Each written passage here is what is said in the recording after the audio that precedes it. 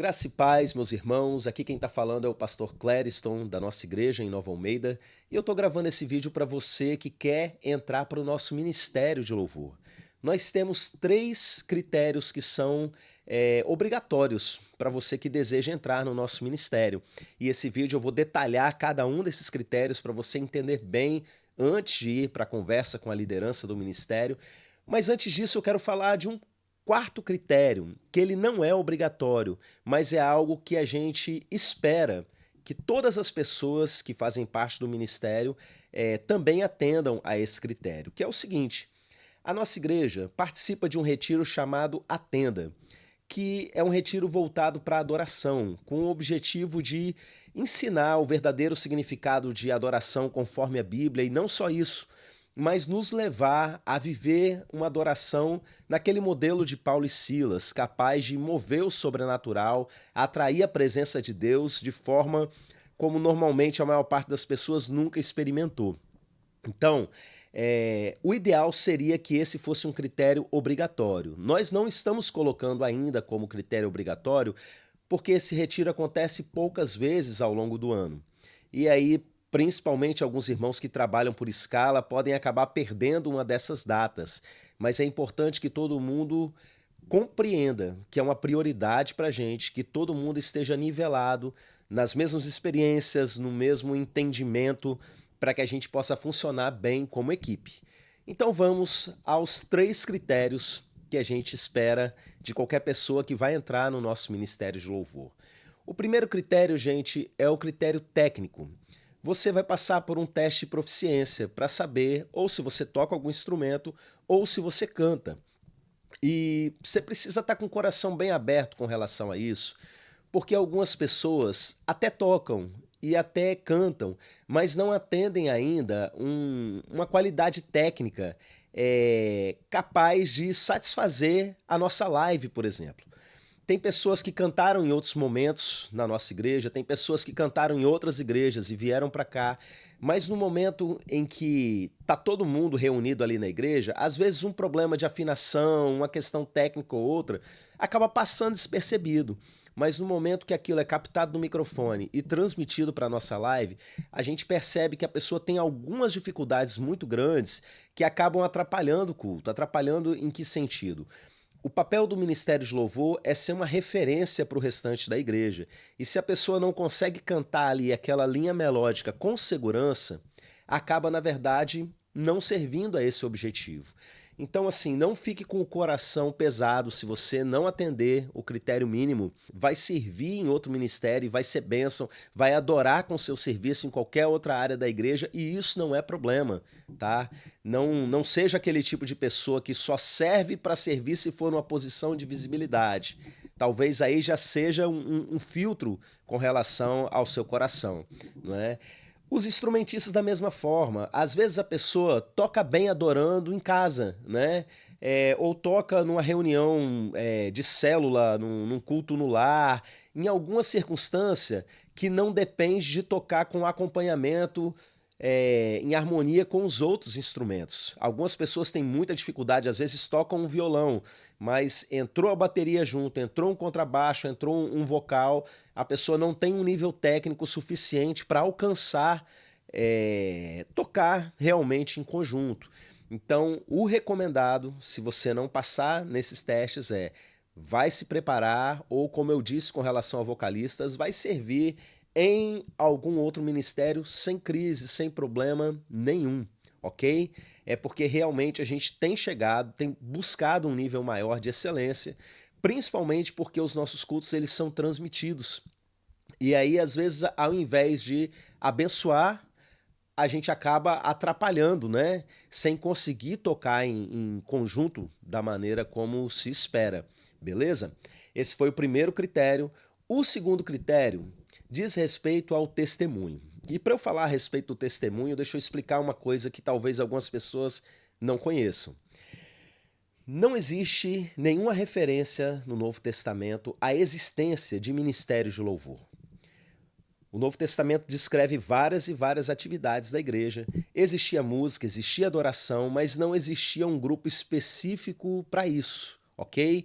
Não quer dizer que seja pecado a gente ter, é algo que serve muito o modelo de igreja da atualidade, comunica bem com a geração atual. Mas por que eu estou dizendo isso?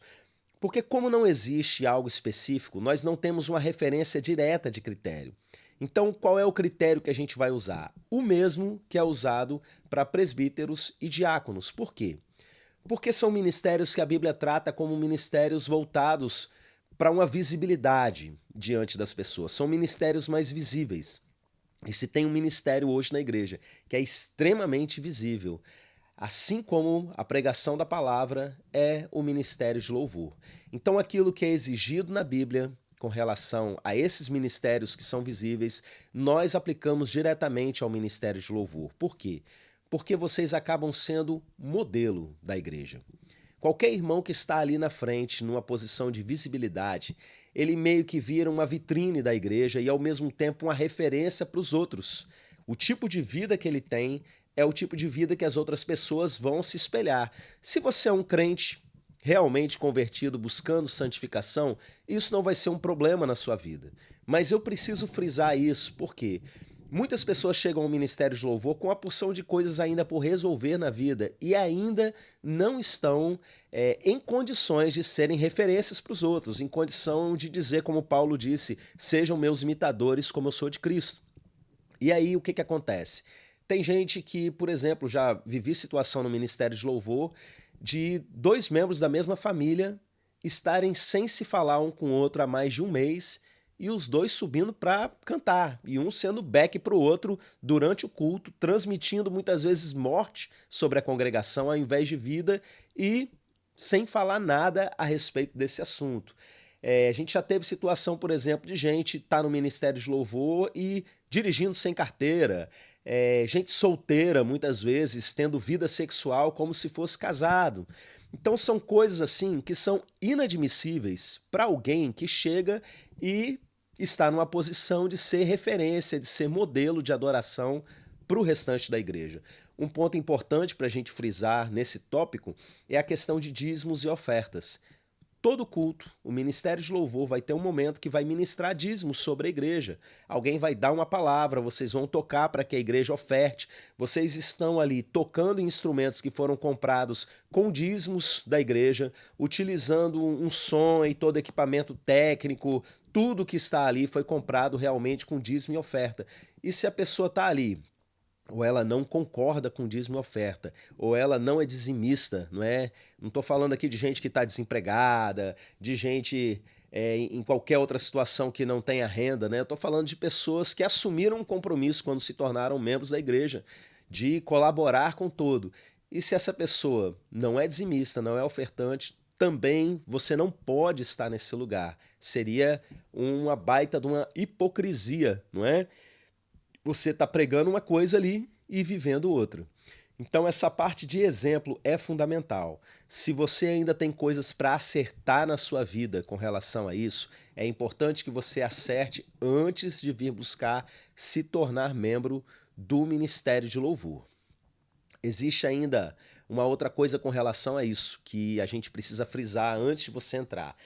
Pode ser que no momento que você entrou no Ministério de Louvor estava tudo ok, mas chegou um momento, por alguma razão da sua vida, você caiu em pecado e você não está em condição de ser escalado. Você precisa procurar a liderança e explicar a sua situação. Você não pode simplesmente, eu caí em pecado aqui com a minha namorada e eu não vou contar para ninguém, pedir perdão para Deus e tá tudo bem, vou subir, vou tocar. Não. Você precisa ter uma vida de transparência. Esse é um acordo que a gente faz com todo mundo que está por entrar no Ministério de Louvor. Procura a liderança, explica a situação que você está vivendo. Ninguém está aqui para julgar você de forma alguma, não é? A gente está aqui para ser ombro na vida um do outro, para ajudar você a se levantar, mas você não vai ser escalado durante um tempo. Isso é necessário para sua restauração moral, para que você não venha se expor muitas vezes numa situação de batalha espiritual, não é? Com a vida cheia de brecha, com a vida cheia de problema. Então seja transparente, não suba para tocar se você realmente não está em condições disso, ok? Estamos combinados, você precisa ter testemunho. E a terceira coisa que se espera é que você tenha responsabilidade. Existem muitas pessoas hoje que querem simplesmente tocar, escolher o culto que vai tocar e que seja do jeito dele, sem comparecer a ensaio e qualquer outra coisa que seja, né? Chega atrasado. Então, essas pessoas também não têm o perfil para fazer parte do ministério de louvor. Como nós vamos saber se você tem um perfil? Atualmente, o nosso ministério tem um critério que é, para você entrar para o Ministério de Louvor, você precisa participar pelo menos 2 meses da sala de oração do Ministério de Louvor. Deixa eu explicar o que é essa sala de oração. É obrigatório para todos os membros do Ministério de Louvor participarem de uma sala de oração que acontece no domingo antes do culto da noite.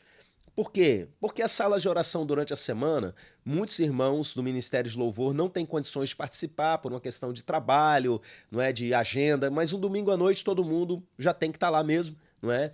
A gente chega mais cedo, às 18h30, e a gente ali faz duas coisas, intercede pelos assuntos do Ministério de Louvor, intercede pelo culto que está por começar e principalmente já entra em adoração intensa diante do Senhor, para no momento que o culto começar, as pessoas estão chegando, é como se a gente já estivesse no final do culto, numa entrega muito maior, e a gente consegue transbordar isso para o restante da igreja.